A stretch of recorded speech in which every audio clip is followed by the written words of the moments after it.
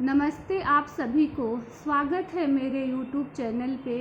संपूर्ण रामचरितमानस प्रथम सोपान बालकांड का आज 101 दोहे के साथ प्रारंभ करने वाली हूँ। पिछले दोहे में हमने सुना कि शंकर जी और पार्वती जी का विवाह हो जाता है। फिर हिमांचल जी बहुत प्रकार से धन देकर शंकर जी को पैर पकड़ लेते हैं और कहते हैं, हे शंकर, आप परिपूर्ण हो, मैं आपको क्या दे सकता हूँ। इस पर शंकर जी सब प्रकार से अपने ससुर का समाधान करते हैं और फिर प्रेम से परिपूर्ण हृदय से मैना जी शंकर जी के चरण पकड़ लेती हैं और कहती हैं, हे शंकर जी, पार्वती मुझे प्राणों के समान प्रिय है। और आगे के दोहे में आइए सुनते हैं। श्री राम जय राम जय जय राम, श्री राम जय राम जय जय राम। नाथ उमा मम प्राण सम, गृह किंकरी करेहु, क्षमहु सकल अपराध, अब होहि प्रसन्न वर देहु। श्री राम जय राम जय जय राम, श्री राम जय राम जय जय राम। हे नाथ, यह उमा मुझे प्राणों के समान प्यारी है। आप इसे अपने घर की टहलनी बनाइएगा और इनके सब अपराधों को क्षमा करते रहिएगा। अब प्रसन्न होकर मुझे यही वर दीजिए। श्री राम जय राम जय जय राम, श्री राम जय राम जय जय राम। बहुविधि शंभु सासु समुझाई, गवनी भवन चरण सिरुनाई। जननी उमा बोली तब लीन्ही, लय उछंग सुंदर सिख दीन्ही। शिव जी ने बहुत तरह से अपनी सास को समझाया, तब वे शिव जी के चरणों में सिर नवाकर घर गई। फिर माता ने पार्वती को बुला लिया और गोद में बैठाकर यह सुंदर सीख दी।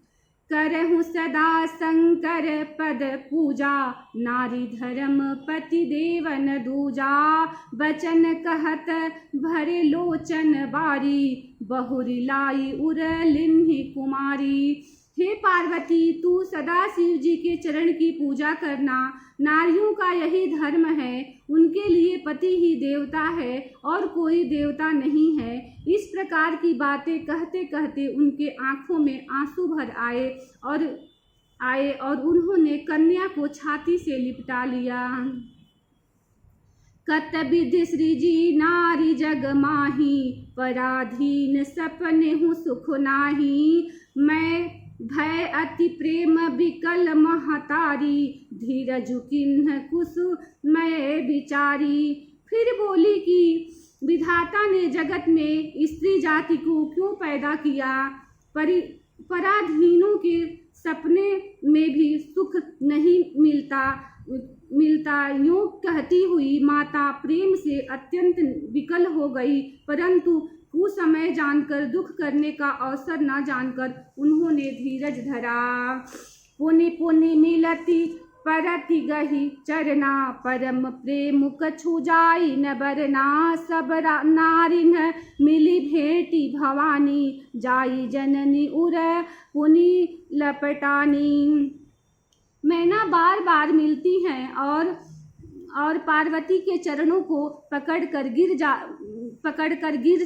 गिर पड़ती हैं। तब बड़ा ही प्रेम से कुछ वर्णन नहीं किया जाता। भवानी सब स्त्रियों से मिल भेंट कर फिर अपनी माता के हृदय से जा लिपटी। श्री राम जय राम जय जय राम, श्री राम जय राम जय जय राम। जननी ही बहुरी मिली चली, उचित आशीष सब काहू दई। फिर बिलोकति मातु तन, तब सखी लय शिव पही गई। जाचक सकल संतोषी शंकरु, उमा सहित भवन चले। अब सब अमर हर से सुमन बरसी, निशान नभ बाजे भले। पार्वती जी माता से फिर मिलकर चली। सब किसी ने उन्हें योग्य आशीर्वाद दिए। पार्वती जी फिर कर माता की ओर देखती जाती थी। तब सखियां उन्हें शिव जी के पास ले गई। महादेव जी सब याचकों को संतुष्ट कर पार्वती के साथ घर कैलाश को चले। सब देवता प्रसन्न होकर फूलों की वर्षा करने लगे और आकाश में सुंदर नगाड़े बजने लगे। श्री राम जय राम जय जय राम, श्री राम जय राम जय जय राम। चले संग हिमवंतु तब पहुँचावन अति हेतु, विविध भांति पर तोष करी विदा किन्ह वृषकेतु। श्री राम जय राम जय जय राम, श्री राम जय राम जय जय राम। तब हिमवान अत्यंत प्रेम से शिव जी के लिए साथ चले। वृषकेतु शिव जी ने बहुत तरह से संतोष कराकर विदा किया। तुरत भवन आए गिरिराई, सकल शैल सर लिए बोलाई। आदर दान विनय बहुमाना, सब कर विदा किन्ह हिमवाना। पर्वतराज हिमांचल तुरंत घर आए और उन्होंने सब पर्वतों और सरोवरों को बुलाया। हिमवान आदर दान विनय और बहुत सम्मान पूर्वक सबकी विदाई की।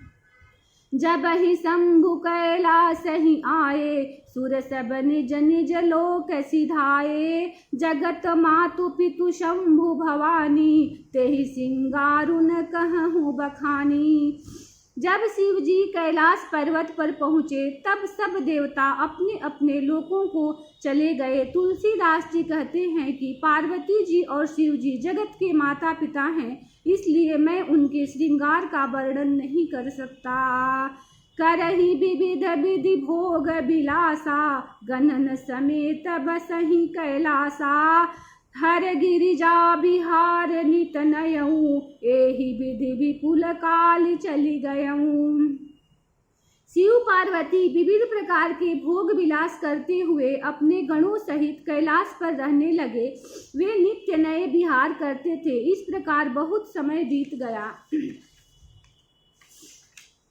तब जन्मे उसठ बदन कुमारा, तारक असुर समर जहि मारा। आगम निगम प्रसिद्ध पुराना, षण्मुख जन्म सकल जग जाना। तब 6 मुखों वाले पुत्र स्वामी कार्तिक का जन्म हुआ, जिन्होंने बड़े होने पर युद्ध में तारकासुर को मारा। वेद शास्त्र और पुराणों में स्वामी कार्तिक के जन्म की कथा प्रसिद्ध है और सारा जगत उसे जानता है। श्री राम जय राम जय जय राम, श्री राम जय राम जय जय राम। जगु जान षण्मुख जन्म कर्म प्रताप पुरुषारथु महा। तेहि हेतु मैं वृषकेतु सुत कर चरित संक्षेप ही कहा। यह उमा शंभु विबाहु जे नर नारी कहहि जे गावहि। कल्याण काज विवाह मंगल सर्वदा सुख पावहि। षडानंद स्वामी कार्तिक के जन्म कर्म प्रताप और महान पुरुषार्थ को सारा जगत जानता है, इसलिए मैंने वृषकेतु शिव जी के पुत्र का चरित्र संक्षेप में ही कहा है। शिव पार्वती के विवाह की इस कथा को जो स्त्री पुरुष कहेंगे और गाएंगे वे कल्याण के कार्यों और विवाहादि मंगलों में सदा सुख पावेंगे। श्री राम जय राम जय जय राम, श्री राम जय राम जय जय राम। चरित सिंधु गिरिजा रमन, वेदन पावहि पारु। बरने तुलसीदासु किमी, अतिमति मंद गमारु। श्री राम जय राम जय जय राम, श्री राम जय राम जय जय राम। गिरिजापति महादेव जी का चरित्र समुद्र के समान अपार है, उसका पार वेद भी नहीं पाते। तब अत्यंत मंद बुद्धि और गंवार तुलसीदास उसका वर्णन कैसे कर सकता है। शंभु चरित सुनि सरस सुहावा, भरद्वाज मुनि अति सुख पावा। बहु लालसा कथा पर बाढ़ी, नैनन नीरु रुमावली ठाड़ी। शिव जी के रसीले और सुहावने चरित्र को सुनकर मुनि भारद्वाज जी ने बहुत ही सुख पाया। कथा सुनने की उनकी लालसा बहुत बढ़ गई, नेत्रों में जल भर आया तथा रोमावली खड़ी हो गई। प्रेम विबस मुख आवन बानी, सदा देखी हर से मुनि ज्ञानी। अहो धन्य तब जन्म मुनीसा, तुम ही प्राण सम प्रिय गौरीशा। वे प्रेम में मुग्ध हो गए, मुख से वाणी नहीं निकलती। उनकी यह दशा देखकर ज्ञानी मुनि याज्ञवल्क्य बहुत प्रसन्न हुए और बोले, हे मुनीश, आहा आहा, तुम्हारा जन्म धन्य है। तुमको गौरीपति शिव जी प्राणों के समान प्रिय हैं। शिव पद कमल जिनहि रति नाही, राम हिते सपन हुन सुहाही। बिनु छल विश्वनाथ पद नेहु, राम भगत कर लक्षण एहु। शिव जी के चरण कमलों में जिनकी प्रीति नहीं है, वे श्री रामचंद्र जी को स्वप्न में भी अच्छे नहीं लगते। विश्वनाथ श्री शिव जी के चरणों में निष्कपट विशुद्ध प्रेम होना, यही राम भक्त का लक्षण है। शिव सम को रघुपति व्रत धारी, शिव सम को रघुपति व्रत धारी। बिनु अगत जी सती असी नारी, पनु करी रघुपति भगति दिखाई। को शिव सम राम ही प्रिय भाई। शिव जी के समान रघुनाथ जी का भक्ति का व्रत धारण करने वाला कौन है, जिन्होंने बिना ही पाप के सती जैसी स्त्री को त्याग दिया और प्रतिज्ञा करके श्री रघुनाथ जी की भक्ति को दिखा दिया। हे भाई, श्री रामचंद्र जी को शिव जी के समान और कौन प्यारा है। श्री राम जय राम जय जय राम, श्री राम जय राम जय जय राम। प्रथम ही मैं कही शिव चरित बुझा मरमु तुम्हार। सुचि सेवक तुम राम के, रहित समस्त विकार। श्री राम जय राम जय जय राम, श्री राम जय राम जय जय राम। मैंने पहले ही शिव जी का चरित्र कहकर तुम्हारा भेद समझा लिया। तुम श्री रामचंद्र जी के पवित्र सेवक हो और समस्त दोषों से रहित हो। मैं जाना तुम्हारा गुणशीला, कहूँ सुनहूँ अब रघुपति लीला। सुनि मुनि आजु समागम तोरे, कही न जाई जस सुख मन मोरे। मैंने तुम्हारा गुण और शील जान लिया, अब मैं श्री रघुनाथ जी की लीला कहता हूँ, सुनो। हे मुनि सुनो, आज तुम्हारे मिलने से मेरे मन में जो आनंद हुआ है वह कहाँ नहीं जा सकता। रामचरित अति अमित मुनीसा, कही न सकहीं सत कोटि अहिसा। तदपि जथा श्रुत कहूँ बखानी, सुमिर गिरापति प्रभु धनु पानी। हे मुनीश्वर, रामचरित्र अत्यंत अपार है, 100 करोड़ शेष जी भी उसे नहीं कह सकते। तथापि जैसा मैंने सुना है वैसा वाणी के स्वामी, प्रेरक और हाथों में धनुष लिए यह प्रभु श्री रामचंद्र जी का स्मरण करके कहता हूँ। सादर दारु नारी सम स्वामी, रामु सूत्रधर अंतर जामी। तही पर कृपा करहि जनु जानी, कभी उर अजिर न चावहि बानी। सरस्वती जी कठपुतली के समान है और अंतर्जामी स्वामी श्री रामचंद्र जी सूत पकड़कर कठपुतली को नचाने वाले सूत्रधार हैं। अपना भक्त जानकर जिस कवि पर वे कृपा करते हैं उसके हृदय रूपी आंगन में सरस्वती जी को वे नचाया करते हैं। प्रणवउ सोई कृपाल रघुनाथा, बरनऊ बिसदता सुगुण गाथा। परम रम्य गिरिबर कैलासु, सदा जहाँ शिव उमा निवासु। उन्हीं कृपालु श्री रघुनाथ जी को मैं प्रणाम करता हूँ और उन्हीं के निर्मल गुणों की कथा कहता हूँ। कैलाश पर्वत में श्रेष्ठ और बहुत ही रमणीय है, वहाँ शिव पार्वती जी सदा निवास करते हैं। श्री राम जय राम जय जय राम, श्री राम जय राम जय जय राम। सिद्ध तपोधन जोगी जन, सुर किन्नर मुनि वृंद। बसहि तहाँ सुकृति सकल, से वही शिव सुख कंद। श्री राम जय राम जय जय राम, श्री राम जय राम जय जय राम। सिद्ध तपस्वी योगी गण देवता किन्नर और मुनियों के समूह उस पर्वत पर रहते हैं।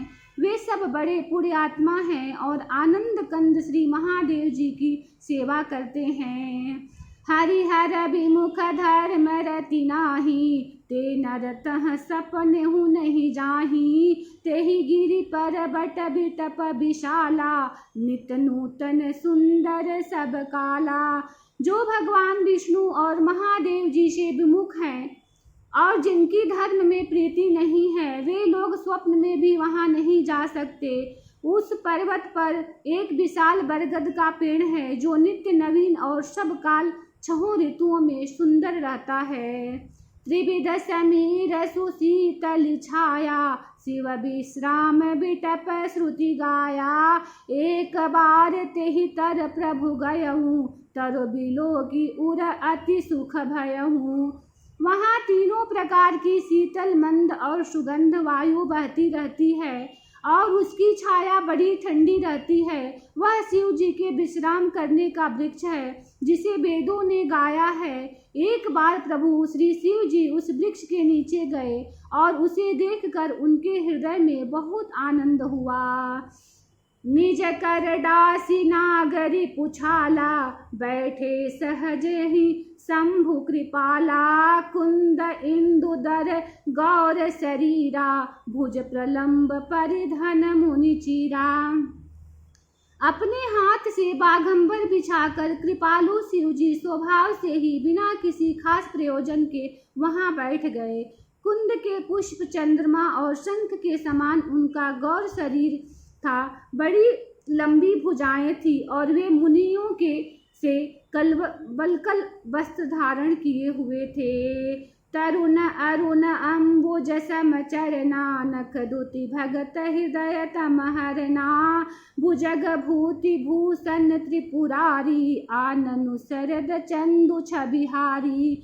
उनके चरण नए पूर्ण रूप से खिले हुए लाल कमल के समान थे। नखों की ज्योति भक्तों के हृदय का अंधकार हरने वाली थी। सांप और भस्म की उनके भूषण थे और उन त्रिपुरासुर के शत्रु शिव जी का मुख शरद पूर्णिमा के चंद्रमा की शोभा को भी हरने वाला यानी फीकी करने वाला था। श्री राम जय राम जय जय राम, श्री राम जय राम जय जय राम। जटा मुकुट सुर सरित सिर, लोचन नलिन विशाल। नीलकंठ लावण्य निधि, सोहबाल विधुभाल। श्री राम जय राम जय जय राम, श्री राम जय राम जय जय राम। इसी दोहे के साथ कथा को विश्राम देती हूँ। कल से इसी दोहे के साथ फिर प्रारंभ करूँगी। वीडियो आपको कैसा लगता है प्लीज़ कमेंट करें, वीडियो को लाइक करें, चैनल को सब्सक्राइब करें। धन्यवाद।